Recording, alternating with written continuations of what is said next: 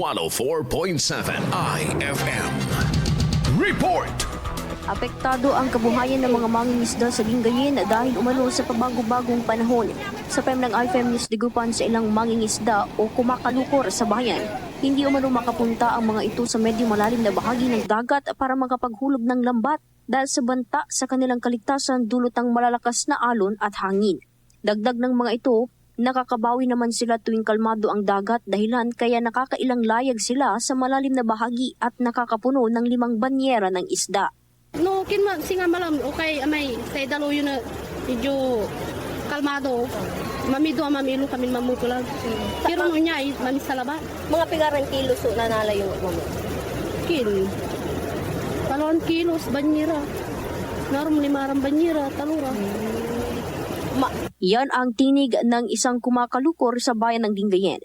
Samantala, pinakamarami umano nga nakukuha nila ngayon sa dagat ay pingka na magkakaiba ang laki at nagkakahalaga ng 350 to 400 pesos ang kada kilo. Amay sang kabalaga may singa 200 piraso sa kilo may pingka, 400. Pero amay talakito, no ang kabalo mo 350. Amay pampano, 400 no amay sang kabalagan. Oo. Atay presyo to ma'am at Medyo ken mablidya ta siyempre kapanala pero no jad ikin milad jen balikan ko. Medyo nabawasan mo. pero amay mo sukin ma'am so man mga sadulad siya. On narumkin say duarang banyera yan alami naupula no daklabayer. Mga pigarang kilo Kasama mo mula dito sa IFM Digupan, ito si Idol Jam Victorio. Tatak, IFM.